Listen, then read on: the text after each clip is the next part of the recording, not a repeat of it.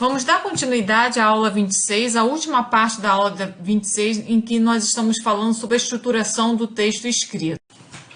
Bem, então todas as línguas têm seus mecanismos particulares para ordenar os termos na frase em função do rumo do raciocínio, da sequência lógica em que os fatos se sucedem no espaço e no tempo, do destaque dado a esta ou aquela ideia e, sobretudo, da clareza das frases. Na língua portuguesa, como também nas demais línguas românicas, a ordem regular prototípica é a chamada ordem direta, segundo a qual os fatos são encadeados de acordo com uma sequência lógica. Primeiro a gente coloca quem praticou a ação, ou seja, o sujeito, depois a ação, e nós inserimos o verbo, e em seguida nós acrescentamos os complementos. Então a ordem mais conhecida na língua portuguesa é a ordem do esquema SVC, sujeito, verbo e complemento, ou seja, é a ordem direta. No entanto, muitas vezes essa sequência é alterada. As gramáticas chamam de inversão a figura que designa a alteração da ordem direta. Ocorre então a inversão quando qualquer termo está fora de sua posição normal, isto é, fora dessa ordem direta prototípica. E por que será que isso ocorre? Exatamente para dar destaque a determinada ideia. Quando se desloca algum termo da sua posição normal, quebra-se uma expectativa, fazendo sobressair o termo envolvido nesse deslocamento. Nós vamos ver com mais detalhe como fazemos então esse deslocamento. Então vejamos um exemplo. Vamos comparar os dois exemplos. Comprei os ingressos ontem. Essa é a ordem direta. Eu, sujeito, comprei verbo. O que eu comprei os ingressos ontem? Eu tenho aí um objeto direto e um adjunto adverbial de tempo, ontem. Agora, se eu quero fazer a ordem inversa, dar destaque ao que eu comprei, eu vou colocar os ingressos no lado esquerdo. Os ingressos, comprei-os ontem. Obviamente, você deve ter reparado que a expressão os ingressos ganha relevo na segunda frase. E isso ocorre em função de seu deslocamento para a esquerda. Agora, o foco incide sobre os ingressos, provavelmente por alguma intenção do locutor em enfatizar essa expressão. Então, em tese, podemos dar destaque a qualquer elemento denunciado. Tudo vai depender, obviamente, da intenção do locutor, ou seja, do foco ou perspectiva que esse locutor quer selecionar. Então, vejamos esse outro exemplo. João da Silva, motorista de caminhão, atropelou ontem duas crianças em frente à escola porque estava dirigindo em alta velocidade. Nesse trecho, a ênfase da notícia recai sobre quem praticou o atropelamento, João da Silva. Então, se eu quero incriminar a pessoa, obviamente que eu vou dar ênfase ao nome da pessoa. Agora, nós podemos variar essas posições e provocar efeitos de sentido completamente diferentes. Imagine, eu posso dar ênfase na profissão. Motorista de caminhão, João da Silva, atropelou ontem duas crianças em frente à escola porque estava dirigindo em alta velocidade. Nesse caso aqui, eu estou querendo dar ênfase, mostrar a profissão do João da Silva. Isso é muito comum em jornal quando se quer criticar ou se elogiar uma determinada categoria. Às vezes o jornal, ao invés de colocar o nome da pessoa, coloca policial, coloca político, ao invés de individualizar, o jornal às vezes toma toda a categoria, faz a crítica a toda a categoria. Nós podemos também, nesse enunciado que nós tivemos aqui como exemplo, dar ênfase nas vítimas, causar maior dramaticidade. Então ficaria assim: duas crianças foram atropeladas ontem em frente à escola pelo motorista de caminhão João da Silva que dirigia em alta velocidade.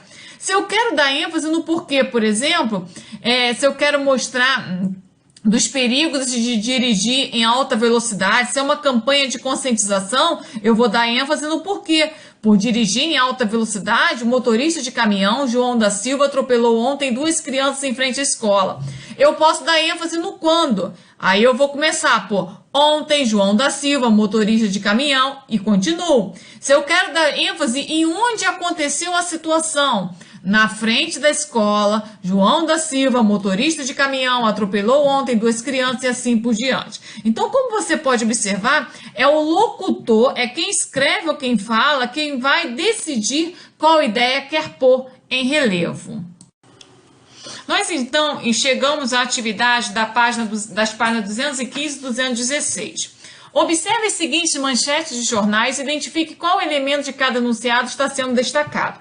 Dunga convoca a seleção para a Copa sem Adriano, Ganso, Neymar e Ronaldinho Gaúcho. Esse texto da época, da Copa de 2010, põe em relevo quem convocou, quem praticou a ação. Na época, o técnico da seleção era o Dunga. Então, aqui o relevo é em quem pratica a ação de convocar, Dunga.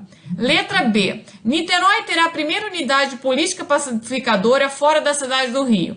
Esse texto do jornal O Globo Online de 2011 põe em relevo onde terá a primeira unidade de polícia pacificadora fora da cidade do Rio de Janeiro, ou seja, Niterói. E a letra C, acidente com 7 carros na ponte para trânsito em Niterói mais uma vez. Esse acidente com 7 carros é a causa de ter parado o trânsito na ponte Rio-Niterói. Então, a letra C põe em relevo a causa do trânsito na ponte ter sido parado. Questão 6. Na frase a seguir, a ênfase está no cargo, técnico da seleção brasileira de futebol.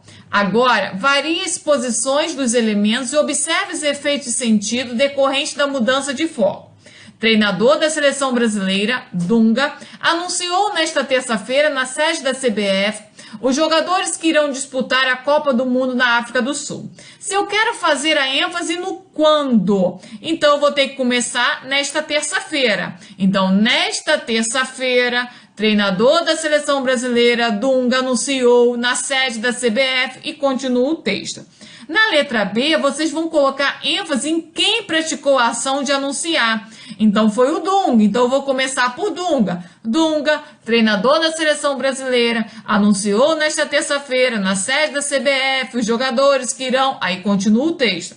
E a letra C, ênfase no onde. Onde ele anunciou? Na sede da CBF, treinador da seleção brasileira, Dunga, anunciou nesta terça-feira os jogadores que irão disputar a Copa do Mundo na África do Sul. Então, na letra C, a ênfase no onde, nós vamos iniciar, então, por na sede da CBF.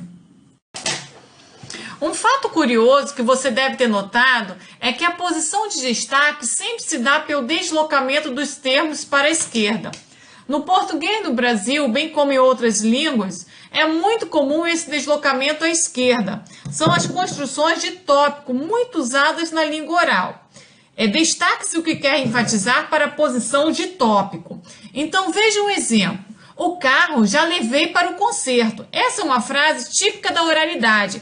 Em vez de dizer eu já levei o carro para o concerto, se enfatiza a palavra carro colocando-a na esquerda. Então, o carro já levei para o concerto.